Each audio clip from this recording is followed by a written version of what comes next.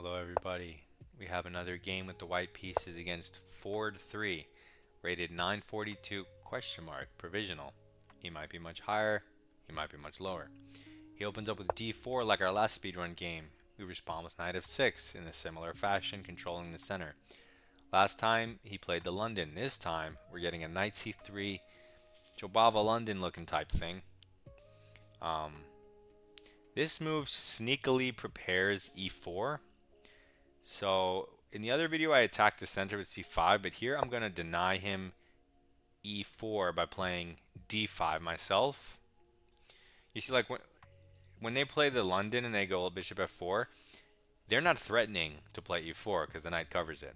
But when they do this, they are threatening it. And so I change my order to stop it. And now he goes e3, which opens up his bishop, one bishop, but blocks in the other one. And now we get to turn back, and I like what I see. I want to attack the center. Again, you have many moves. You can develop your bishop. You can try to develop this bishop. Maybe you can develop the knight. Maybe e6, maybe c6, but c5, this attacks the center, attacks the d4 point, and prepares to put more pressure on that point. And if he does take, that gives us the possibility of playing e5. So it's a misdirect. So he does take the pawn. You could try to chase it down immediately. I don't know. Queen a5, knight d7, e6. But again, I think I want to go e5. Now going e5 instead of e6 is a little riskier because the pawn chain doesn't protect itself. So you have to use pieces to protect both these pawns. But I believe in it. I believe in strong centers. So he goes knight f3, and this immediately puts pressure on one of the weak pawns that's undefended. So we're just going to simply develop and defend it at the same time instead of taking back this pawn. Right? Because our e pawn is more important than his c pawn. I don't want to lose this e pawn. He goes knight g5. What does this threaten? Nothing. It's not coordinating because all of his pieces are back home. It's just a random waste of a move. I could waste my move going h6. He goes back and I get the turn. But I'm going to leave his knight here because it's not good. And I'm just going to continue with my development by developing my bishop, by taking free stuff. Now I got my pawn back, and I have two pawns in the center, two knights on the most natural squares, a bishop here. My position looks amazing. White goes bishop b5. This puts pressure on the knight, creates a pin which pressures the e5 point since that's defending it. Which would have been nice for him to have his knight here, right? Because then the pawn would be hanging. But he moved his knight, so the pawn's not hanging. It also prepares castling. Fine. So I'm just keeping it in my head that this pawn needs extra defense. But first I want to castle, get my king into king safety. Now you have an extra possibility of a defender. Your king is safe. You always have h6 anytime you want it. And we'll see. So white goes queen d3.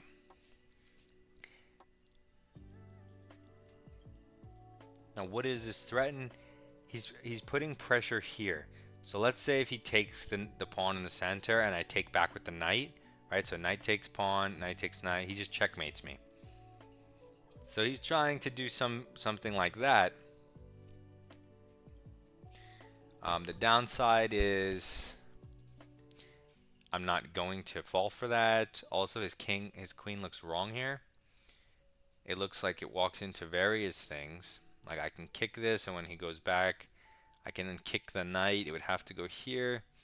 I could double the pawns. That's an option. What else do I have? I have knight b4. That's another forcing move. Hits the queen. Let's say queen goes back somewhere. What's the point of that?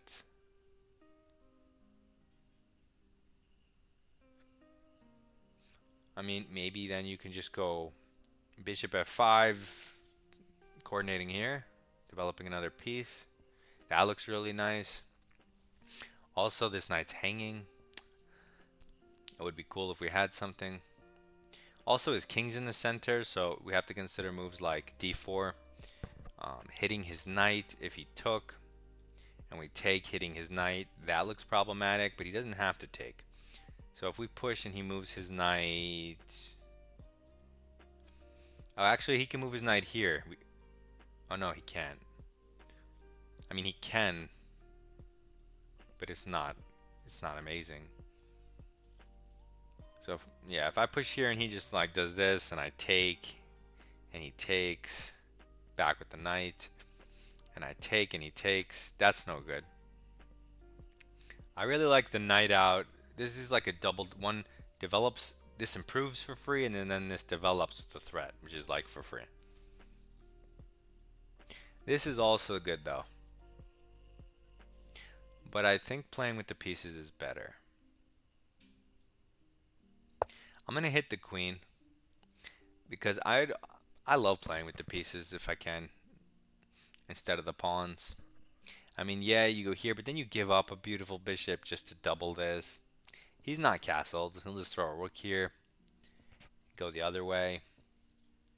I think put a knight here. It's for free. He can't go this way. He has to go, yeah, okay, that way.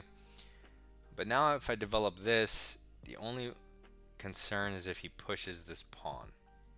Does that work? Well, let's assume we took that pawn. Then he could take it. We could take it. He's just defending it way too many times. However, this knight's here. Maybe we can now use this time to kick it to put it in an awkward square. It also will undefend e4 point one more time. So here, e4. Yeah, I don't like that. So let's kick this first and see where he goes. Now, maybe now we can play bishop f5. And then if he pushes and his knight's, I don't know, somewhere else, then we take that pawn. If he takes us, we take that pawn and we're good. Yeah, so now we can do that. We just needed to get rid of this knight because it happens to control the e4 square a third time. If he pushes this pawn, he'll have both knights and the queen. I also only have 3 if I put my bishop here. So I need him to have 2 and me to have 3. There is this option of counter kicking, so I don't set up, so I don't set up anything. But I suppose there you could just win the pawn. He takes, you take. You do have a weird pawn on g5.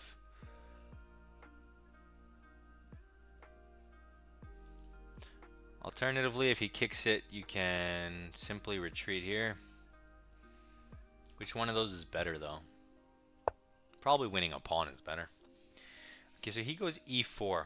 This fights for the center, opens up his bishop's diagonal, and disallows my move. It would be a good move except for 2 things. One, when you push and fill the hole, the e4 hole, now when I push past, your pieces can't use that anymore. So if I push past his knight, gets kicked around, and after my bishop, it's probably stuck. Otherwise, it goes to weird squares. That's a thing. The other drawback of this move is his knight's hanging. Of course, he probably sees that. If I take the knight and he takes back, creates a pin, but so what? I'm going to take the free piece. He's going to take back, pinning my knight, so to speak. And now there's tension here. We could kick the knight, but that blocks our bishop. So I don't really want to do that. I'm up a piece. I think I'm going to do something more active and forget about the center for the time being. And that something is queen b6? Although, does queen b6 walk into knight a4? I guess you have check. And if he takes with the queen, you can take his bishop. So let's go queen b6 to get out of this pin while still defending the knight with the queen. Queen d6 would have also done that. But queen b6 comes with pressure on the bishop and pressure on the f2 pawn. So it seems like it makes more sense. And now this knight's free to go, so if I get another turn, knight e4 might be a move. But he kicks my knight, and I just noticed I'm running out of time, which is not good. Okay, I could move my knight, or can I sack it? I get a pawn. He gets a knight. I attack his knight. He takes my knight. I take. He jumps to the side. And my bishop's hanging there too. So if I take this and he takes back and I push and he takes this, I'll take with the pawn. And then if he jumps to this side, I can take his bishop. My king is super exposed, but no big deal. Otherwise, what do I have? I can hit his bishop. But then he takes 2 pieces, so that doesn't work. Let's go for it. I'm going to try it. I'm up a piece. Even if I lose a piece, it'll be even. As long as it doesn't checkmate me, whatever. I'm going to go for it. Yeah, it forces that. I thought here, though, I have this move, which wins back my piece. So right now material's even because I just gave him a knight. But I'm assuming I'm going to win one of these. What the heck? I have no idea what that move is, so I'm going to take his knight for free. But doesn't this also hang his bishop then?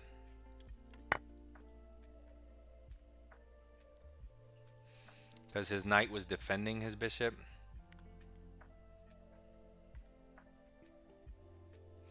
Possibly. Of course, he can always take here and then try to bring his queen over. Well, not to that square, but I don't know, somehow. And I don't exactly have units there. I'll have to maybe push my f6 pawn to f5 to get my queen across. I mean, his king is kind of in the center. This is kind of a terrible move. I mean, it protects the bishop, but it wastes so much time that I get to do what I want, which is good for me. But what do I want? I guess development's good. Oh, I blocked this though. This line. Whatever, I guess I can always run my king to e7. No big deal. Yeah, now he might try to get his queen in like I predicted.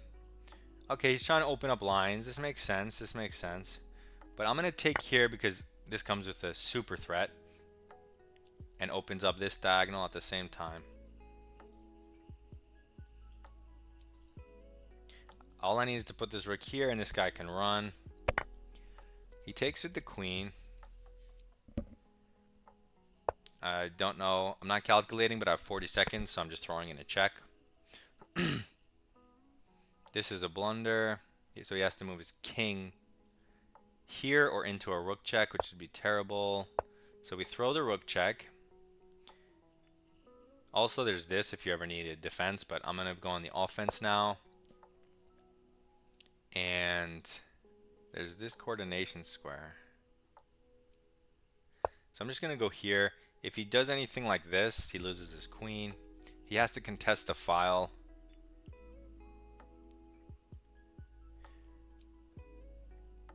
But maybe a6 forces his bishop here, which blocks up the works. Okay, so he does do that. But now I have triple coordination, so that's what I was setting up for. We get the queen, and we have to try to win in 30 seconds. Should be fine. I need to get my queen back in so it's not stuck. His king is cut off this way and this way, but he's going to run to this side of the board. So I need to get something like here. I have 26 seconds. He can't check me. He can't bring his... I guess he can try this stuff. Let's give him a check. Now he's blocking his own rooks. Now his rooks are disconnected, so this check. If he moves his king, I'll just... I mean, you could trade rooks and be fine. Oh no, 19 seconds.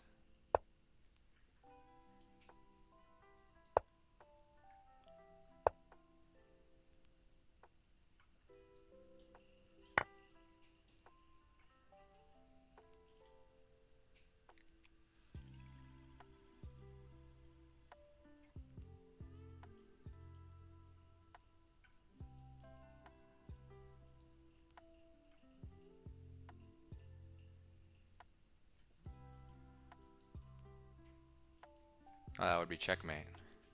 Cool. Okay, so that should be checkmate if he sacks his rook even. Can I make the moves in 11 seconds though?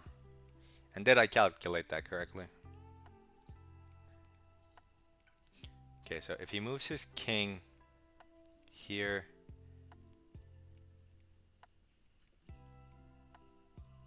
Actually, this is also checkmate. So this and this are checkmate. So we'll just go for any of them. That was a little too close for comfort. I'll definitely throw that out there. But we'll go through it and check out the framework. Okay. We develop a knight towards the center. We stake our claim in the center, preventing e4. Then we immediately fight for the center by attacking his strong point. Then we stake our claim in the center, ideal pawn center.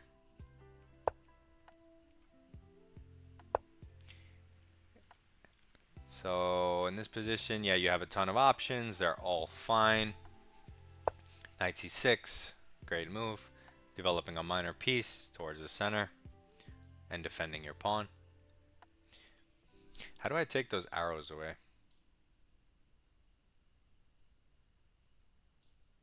I don't know. Then he moves his knight here, which obviously makes no sense. So I just take my pawn back, developing move, center, king safety. It hits all of them in one. And black is already minus 1.5. Like, basically game over. Okay, what do we do? King safety. Improving move for free. Let's see what moves. 8, 6, 7. Yep. Okay, so improving move for free. Forcing move also deals with king safety because you're creating lift for yourself, but for free.